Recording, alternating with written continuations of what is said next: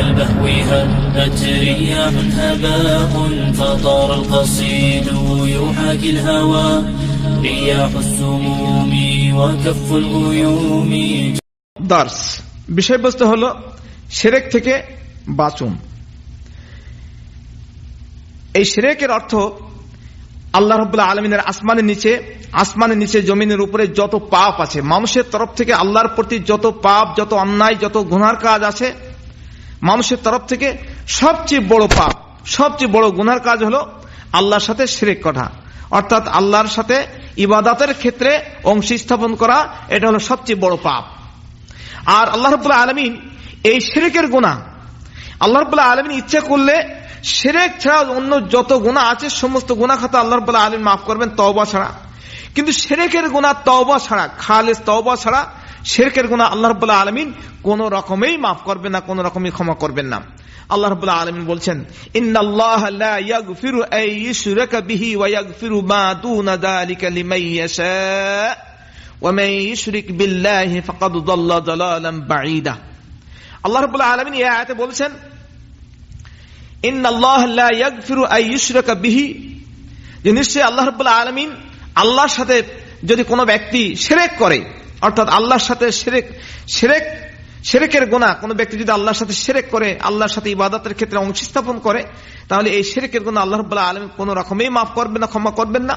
ওয়া ইয়াগফিরু মা দুনা যালিকা লিমান ইয়াশা, আল্লাহ যাকে ইচ্ছা তাকে এই শিরকের গুনাহ ছাড়া আর অন্য সমস্ত গুনাহ আল্লাহ রাব্বুল আলামিন ইচ্ছা করলে তওবা ছাড়াই আল্লাহ রাব্বুল আলামিন মাফ করে দিতে পারেন বা মাফ করে দেবেন।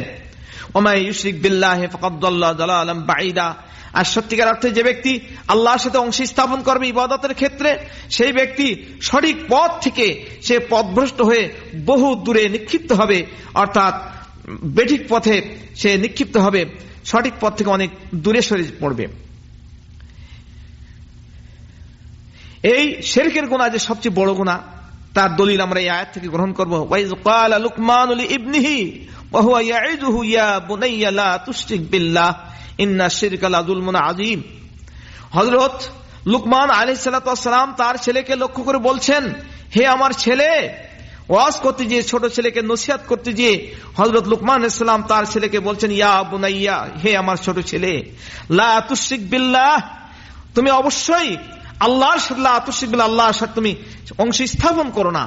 ইন্না শিরকা লাযুলমুন আযীম, নিশ্চয়ই এই শিরক সবচেয়ে বড় ধরনের গুনাহ, এই শিরকের গুনাহ সবচেয়ে বড় গুনাহ, এই শিরকের গুনাহ আল্লাহ রাব্বুল আলামিন কোন রকমই ক্ষমা করবেন না।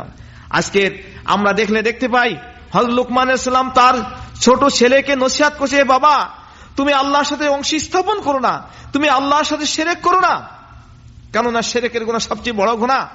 আর আজকে আমরা দেখতে পাচ্ছি, আমরা আমাদের ছোট ছেলেকে, আমি কোন পীর সাহেবের মুরিদ সেজেছি, আমি কোন পীর সাহেবের মুরিদ হয়ে আমার ছোট ছেলেকে নিয়ে যাচ্ছি সেই পীর সাহেবের দরবারে নিয়ে যাচ্ছি, এই বিশ্বাস নেই বাবা তুমি চলো, পীর সাহেব যদি তোমার মাথায় একটু হাত দিয়ে দোয়া করে দেয় তাহলে পরীক্ষায় তোমার রেজাল্ট ভালো হবে, চলো বাবা তোমাকে আমার পীর বাবাজির থেকে তোমার দোয়া নিয়ে আসি।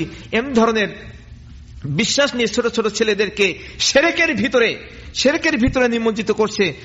ছোট ছোট ছেলেদেরকে বাপ হয়ে এটাই বোঝাচ্ছে যে ওই পীর সাহেব সবকিছু করতে পারে, ওই পীর সাহেব দোয়া করে দিলে তুমি পরীক্ষায় ভালো রেজাল্ট করতে পারবে, ওই পীর সাহেব দোয়া করে দিলে বিপদ আপদ থেকে মুক্তি পাওয়া যাবে, ওই পীর সাহেব দোয়া করে দিলে, পীর সাহেবের দরবারে টাকা পয়সা দিলে, পীর সাহেবের দরবারে মানত দিলে গাড়ির অ্যাক্সিডেন্ট থেকে রক্ষা পাওয়া যাবে, নৌকা ডুবির হাত থেকে রক্ষা পাওয়া যাবে, ইত্যাদি ইত্যাদি। এই ধরনের ধ্যান ধারণা আমরা আমাদের ছোট ছোট ছেলেদেরকে, আমরা আমাদের স্ত্রীদেরকে এই ধরনের ধারণার ভিতরে এই সমস্ত ধারণা বোঝানোর চেষ্টা করছি যে এই ধরনের শিক্ষা আমরা আমাদের ছেলে মেয়েদেরকে দিচ্ছি।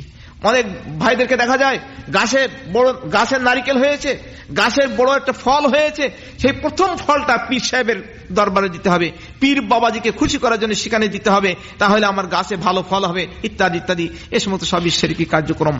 আল্লাহ রাব্বুল আলামিন আল্লাহ রাসূলকে লক্ষ্য করে বলেছেন, লা ইন আশরাকতা লা ইয়াহবাতান্না আমালুক ওয়া লা তাকুনান্না মিনাল খাসিরিন। হে রাসূল, তুমিও যদি শিরক করো, হে রাসূল মুহাম্মদ সাল্লাল্লাহু আলাইহি সাল্লাম, তুমি যদি আল্লাহর সাথে অংশ স্থাপন করে ইবাদতের ক্ষেত্রে, তাহলে কি হবে?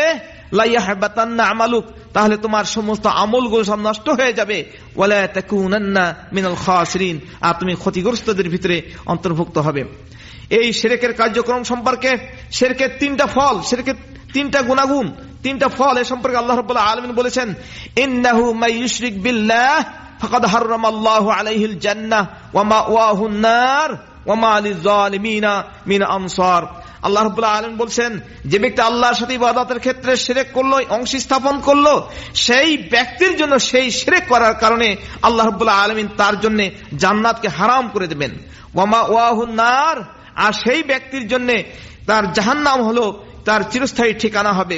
ওমা লিয-যালিমিনা মিন আনসার, আর এই ধরনের জালেম যারা, এই ধরনের শিরকি কার্যক্রম যারা করবে, তাদের জন্য পরকাল জীবনে কোন সাহায্যকারী থাকবে না।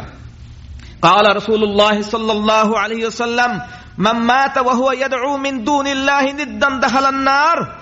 রাসূলুল্লাহ সাল্লাল্লাহু আলাইহি ওয়াসাল্লাম বলেছেন, যে ব্যক্তি মৃত্যুবরণ করলো এই অবস্থায় যে আল্লাহর সাথে ইবাদতের ক্ষেত্রে শিরক করলো, তাহলে সে অবশ্যই সে জাহান্নামে হবে, সে জাহান্নাম থেকে কোন রকমের পরিত্রাণ পাবে না। আল্লাহ রাব্বুল আলামিন আরো বলেছেন, ওয়াল্লাযীনা তাদউনা মিন দুনিহি মা ইয়ামলিকুনা মিন কিতমির।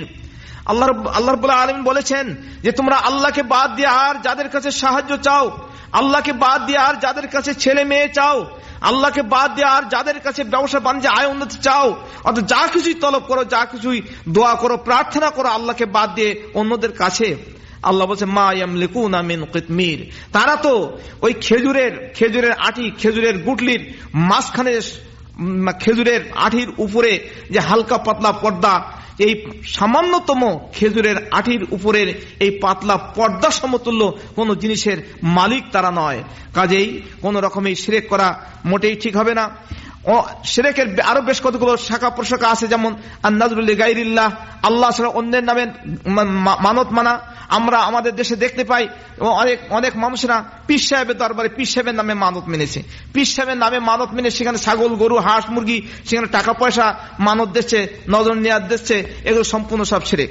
অনেক ভাইদেরকে দেখা যায় যে আল্লাহ রাব্বুল আলামিন ছাড়া, আল্লাহ নামে ছাড়া অন্য পীর সাহেবের দরবারে, অন্য কোন কবরে, মাজারে, সেখানে যে জবে করছে, ছাগল গরু জবে করছে, এটা পরিষ্কার শিরক। ক্বালা রাসূলুল্লাহ সাল্লাল্লাহু আলাইহি ওয়াসাল্লাম লাআনাল্লাহু মান যাবাহা লিগাইরিল্লাহ, আল্লাহ ছাড়া অন্য কারোর নামে, অন্য কারো খুশি করার জন্য যারা কোনো কিছু জীবজনার জবে করলো, সেখানে মানত দিল, তাহলে সে পরিষ্কারভাবে শিরক করলো, আর সেই ব্যক্তির উপরে আল্লাহর লানত বর্ষিত হবে।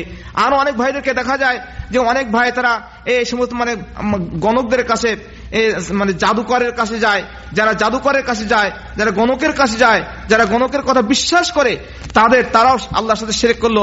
ক্বালা রাসূলুল্লাহ সাল্লাল্লাহু আলাইহি ওয়াসাল্লাম মান আতা আররাফান আও কাহিনান ফাসাদ্দাকাহু বিমা ইয়াকুল ফাকাদ কাফারা বিমা উনজিলা আলা মুহাম্মাদিন, রাওয়াহু আহমদ। নবী করিম সাল্লাল্লাহু আলাইহি ওয়াসাল্লাম বলেছেন, যে ব্যক্তি গণকদের কাছে, যে ব্যক্তি ওই সমস্ত জাদুকরের কাছে গেল এবং যে জাদুকরের এবং গণকেরা যে কথা বলল সেই কথা সে বিশ্বাস করলো, তাহলে মুহাম্মদ সাল্লাল্লাহু আলাইহি ওয়াসাল্লামের উপর যে কোরআন শরীফ নাযিল হয়েছে সেই কোরআন শরীফকে সে অস্বীকার করলো, কোরআন শরীফের সাথে সে নাফরমানি করলো। অর্থাৎ অন্য গায়রুল্লাহর নামে, পীর সাহেবের নামে কোন কবরে, মাজারে কোন ছাগল, গরু, হাঁস, মুরগি মানত দেওয়া যাবে না, সেখানে কোনো জীবজন্তু জবে করা যাবে না, কোন গণকের কাছে, কোন জাদুকরের কাছে যাওয়া যাবে না, এবং কোন গণকের এবং কোন জাদুকরের কথা বিশ্বাস করা যাবে না। সর্ব অবস্থায় কোন রকমের জন্য আমরা আল্লাহর সাথে আল্লাহর ইবাদতের ক্ষেত্রে যেন কোনো শিরক না করি, এই দিকে যেন আমরা বিশেষ লক্ষ্য রাখি, এবং যথাযথভাবে একমাত্র খালেজ ভাবে একমাত্র আল্লাহর কাছেই চাইতে হবে। ক্বালা রাসূলুল্লাহ সাল্লাল্লাহু আলাইহি ওয়াসাল্লাম ওয়া ইযা সাআলতা ফাসআলিল্লাহ ওয়া ইযা ইসতাআনতা ফাসতাইন বিল্লাহ, তোমার যা কিছু চাওয়ার একমাত্র আল্লাহর কাছেই চাইবে, যা কিছু সাহায্য চাওয়ার একমাত্র আল্লাহর কাছেই সাহায্য চাইবে, আল্লাহ ছাড়া দ্বিতীয় কোনো মানুষের কাছে এই ধরনের সাহায্য চাওয়া যাবে না। আল্লাহ রাব্বুল আলামিন আমাদেরকে শিরক সম্পর্কে বুঝার তৌফিক দান করেন এবং শিরক থেকে হুঁশিয়ার হওয়ার তৌফিক দান করেন। ওয়া আখিরু দাওয়ানা আলহামদুলিল্লাহি রাব্বিল আলামিন। আসসালামু আলাইকুম ওয়া রাহমাতুল্লাহ।